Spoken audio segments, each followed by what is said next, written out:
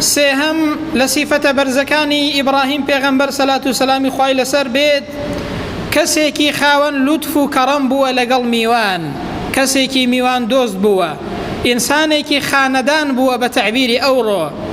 بۆیە قورئان کە باسی دەکات دەفەرمێ هەل ئەتاکە حەدیث ضەیف ئیبراهیم المکرەمین، ئەی پێغەمبەر صلی الله علیه وسلم ئایا هەواڵ و دەنگ و باسی میوانە بەڕێزەکانی ئیبراهیم پێغەمبەرت پێگەیشتووە؟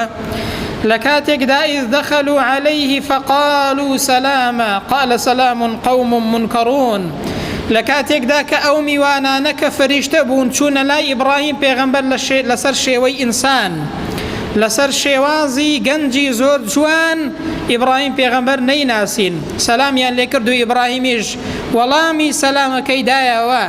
جا لەو کاتەیەدا قورئان بۆمان باز دەکات دەفەرمێ فراغ إلى أهله فجاء بعجل سمين، کاتێک کە میوانەکانی هاتن کە سەلام و کەلامێکی گەرمی کردن کە فەرموویەکی گەرمی کردن، ئەنجا بەدزی میوانەکان بە نەهێنی چوو بۆ لای خاو و خێزانی و حەیوانێکی سەر بڕی و گوێلکێکی سەر بڕی یەکسەر سووری کردەوە و هێنای لە پێش میوانەکانی دانا.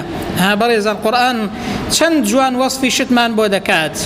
لە لای میوانەکان هیچی نەوت، بە نەهێنی چوو بۆ لای خاو و خێزانی یەکسەر حەیوانێکی سەر بڕی بوویم بۆ میوانەکانی هێنا. ئەوە یەکێکە لە ئەدەبە جوانەکانی میوانداری. بۆچی؟ لەبەرەوەی میوانەکە شەرم نەکات لە لای میوانەکە قسە بکات و بڵێ نانمان بۆ حازرکەن و فڵان و ئاوا و ئاوا. بە نەهێنی چوو بۆ لای خاو و خێزانی حەیوانێکی سەر بڕی و یەکسەر هێنای لە بەردەمی میوانەکاندا داینا. قورئان بەو شێوازەیە بۆمان باز دەکات. بۆیە ئیبراهیم پێغەمبەر سەلات و سەلامی خوای گەورەی لەسەر بێت پیاوێکی بە لوتف و کەڕەم بووە لەگەڵ میوانەکانیدا، ئینسانێکی خانەدان بووە، ئینسانێک بووە هەمیشە پێشوازی لە میوان کردووە. بۆیە پێغەمبەر دەفەرمێ صلی الله علیه وسلم ومن كان يؤمن بالله واليوم الآخر فليكرم ضيفه، هەر کەسێک بڕوای بەخوا و بە ڕۆژی دوایی هەیە با ڕێزی میوان بگرێت. ئەوەش یەکێکە لە سیفەتە هەرە بەرزەکانی ئینسانی ئیماندار.